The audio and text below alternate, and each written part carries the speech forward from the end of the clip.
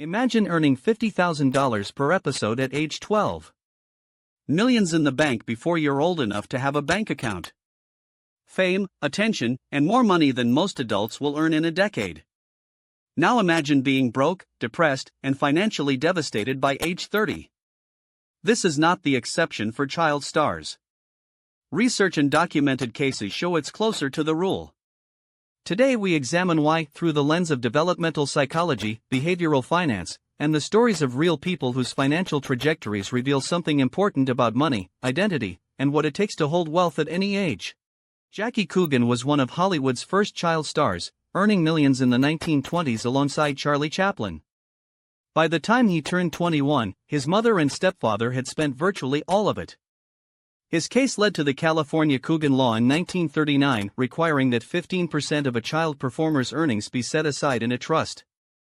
The law was well-intentioned. It was also widely circumvented and minimally enforced. Even today, with improved versions of the law in place, the majority of child star wealth doesn't survive intact to adulthood. Legal protection is necessary but not sufficient. The psychological dimensions of the problem go far deeper. Here's the fundamental issue. Human financial psychology develops through a specific sequence: earning money, managing small amounts, making mistakes with small amounts, learning from those mistakes, gradually managing larger amounts. This sequence takes decades and is essential for building genuine financial capability. Child stars skip every step.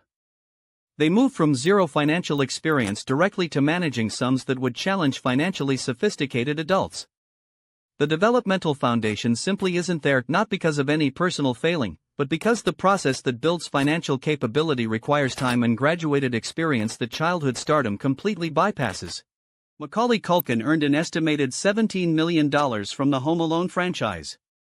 His father managed his money and was eventually removed through legal action by Culkin himself. After emancipating himself from his parents at 17, Culkin faced the task of managing significant wealth with zero financial education and a childhood that had been consumed entirely by work rather than normal developmental experiences. His subsequent years included drug issues, legal troubles, and financial difficulties that eventually depleted most of his earnings. Culkin's story is not about irresponsibility. It's about what happens when extraordinary resources arrive before the psychological infrastructure to manage them exists. Child star finances are almost universally managed by parents, which creates a structural conflict of interest that is well documented. Parents who benefit financially from their child's earnings have compromised incentives when making financial decisions on the child's behalf.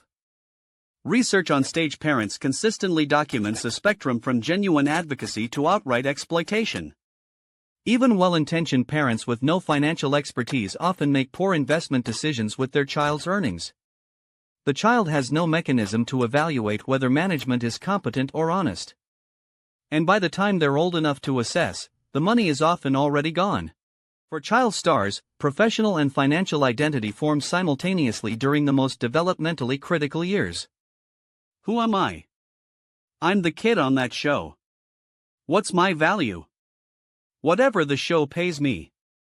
When the show ends, and it always ends, both the professional identity and the financial identity collapse simultaneously. Unlike adult actors who experience life before fame, child stars have no pre-fame identity to return to. The person they were before money and fame doesn't really exist. The transition out of child stardom is therefore not just a career change. It's an identity crisis combined with a financial crisis at the exact moment when adult identity formation needs to begin. Child stars frequently describe their childhoods as defined by work, performance pressure, and the absence of normal developmental experiences, friendships, school, play, privacy. When the career ends and they have access to their own money for the first time, spending often becomes compensation for the childhood they never had. The theme parks they never visited as normal kids. The experiences their peers had that they missed. The freedom to be anonymous and ordinary that fame denied them. This spending is psychologically understandable and financially devastating. It's grief expressed through consumption, and it can deplete even substantial fortunes surprisingly quickly. Gary Coleman earned millions from different strokes in the late 1970s and early 1980s. By his 20s, he had sued his parents and business manager for misappropriating approximately $3.8 million of his earnings. He won the lawsuit but recovered only a fraction. He spent subsequent decades working as a security guard, filing for bankruptcy, and publicly discussing his financial devastation. Coleman died in 2010 with an estate valued at roughly $75,000. His story is a direct line from childhood earnings mismanaged by trusted adults to adult poverty that no subsequent career could reverse. It's a story about institutional failure, exploitation, and a system that profits from children without adequately protecting them. Not every child star story ends in financial disaster. Natalie Portman, Joseph Gordon-Levitt, and Ron Howard all had significant childhood success and maintained or grew their wealth into adulthood. What distinguishes them? Portman attended Harvard. Gordon-Levitt stepped away from acting during critical developmental years to attend Columbia. Howard transitioned into directing, creating a new professional identity rather than trying to sustain the childhood one. All three prioritized developmental experiences: education, identity formation, normal life over maximizing childhood earnings. The pattern is consistent. Child stars who take time away from the industry to develop normally fare significantly better financially and psychologically. Research on child performers shows significantly elevated rates of substance abuse compared to the general population. This isn't coincidental or about moral failing.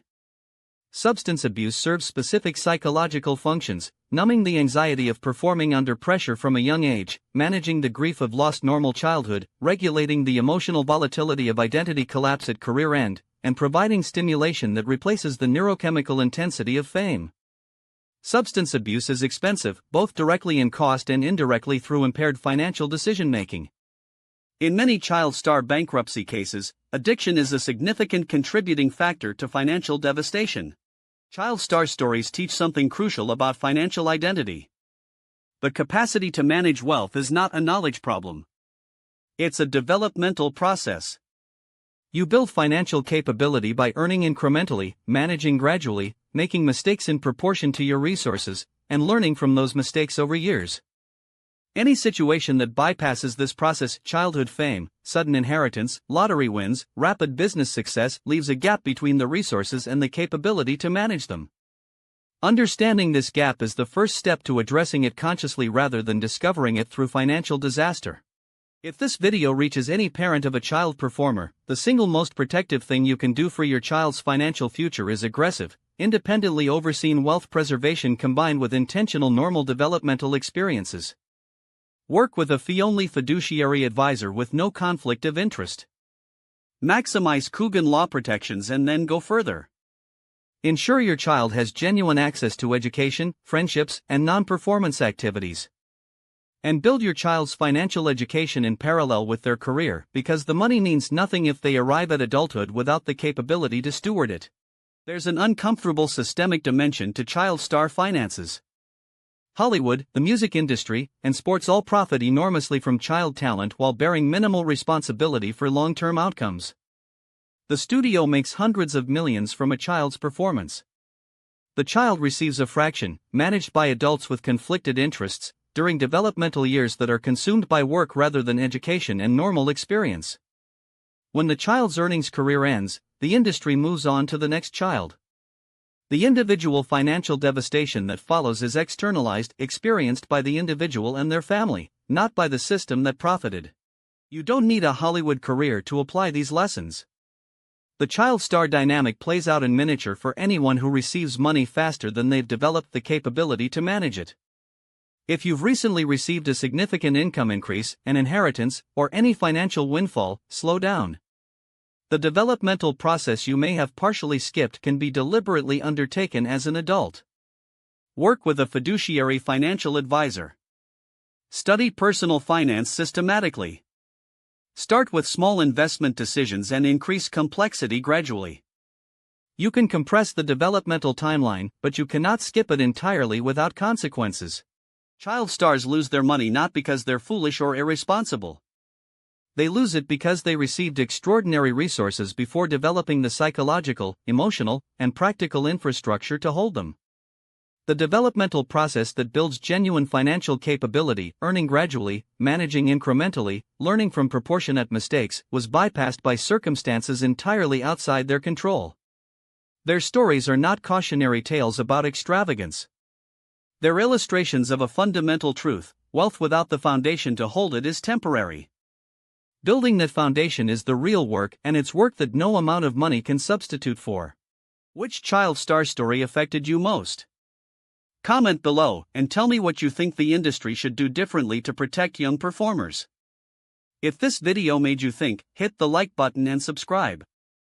Ring the bell so you never miss what's next. See you there.